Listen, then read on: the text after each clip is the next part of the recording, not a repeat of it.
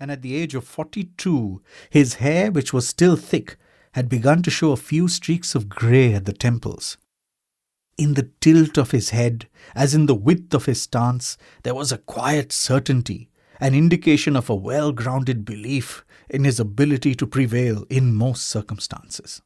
Although his face was otherwise unlined, his eyes had fine wrinkles fanning out from their edges. But these grooves, by heightening the mobility of his face, emphasized more his youth than his age.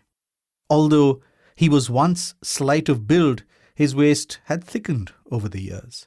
But he still carried himself lightly and with an alertness bred of the traveller's instinct for inhabiting the moment. It so happened that Kanai was carrying a wheeled airline bag with a telescoping handle. To the vendors and travelling salesmen who plied their wares on the Canning line, this piece of luggage was just one of the many details of Kanai's appearance, along with his sunglasses, corduroy trousers and suede shoes, that suggested middle-aged prosperity and metropolitan affluence. As a result, he was besieged by hawkers, urchins and bands of youths who were raising funds for a varied assortment of causes. It was only when the green and yellow electric train finally pulled in that he was able to shake off this importuning entourage. While climbing in, he noticed that the foreign girl was not without some experience in travel. She hefted her 2 huge backpacks herself, brushing aside the half-dozen porters who were hovering around her. There was a strength in her limbs that belied her diminutive size and wispy build. She swung the backpacks into the compartment with practiced ease and pushed her way through a crowd of milling passengers. Briefly, he wondered whether he ought to tell her that there was a special compartment for women, but she was swept inside and he lost sight of her. Then the whistle blew, and Kanai breasted the crowd himself. On stepping in, he glimpsed a seat and quickly lowered himself into it.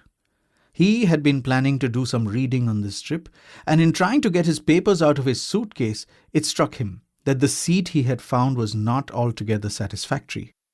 There was not enough light to read by, and to his right there was a woman with a wailing baby. He knew it would be hard to concentrate if he had to fend off a pair of tiny flying fists. It occurred to him on reflection that the seat on his left was preferable to his own, being right beside the window. The only problem was that it was occupied by a man immersed in a Bengali newspaper.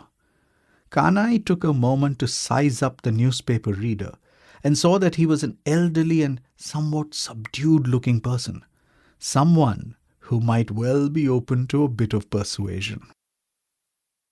"Are Moshai, can I just say a word?" Kanai smiled as he bore down on his neighbour with the full force of his persuasiveness.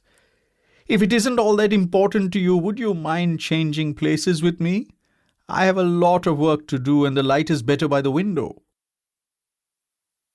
The newspaper reader goggled in astonishment, and for a moment it seemed he might even protest or resist. But on taking in Kanai's clothes and all the other details of his appearance, he underwent a change of mind. This was clearly someone with a long reach, someone who might be on familiar terms with policemen, politicians and others of importance. Why court trouble? He gave in gracefully and made way for Kanai to sit beside the window. Kanai was pleased to have achieved his end without a fuss. Nodding his thanks to the newspaper reader, he resolved to buy him a cup of tea when a chawla next appeared at the window.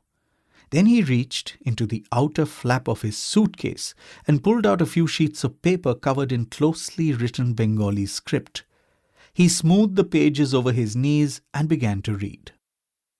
"In our legends, it is said that the goddess Ganga's descent from the heavens would have split the earth had Lord Shiva not tamed her torrent by tying it into his ash-smeared locks.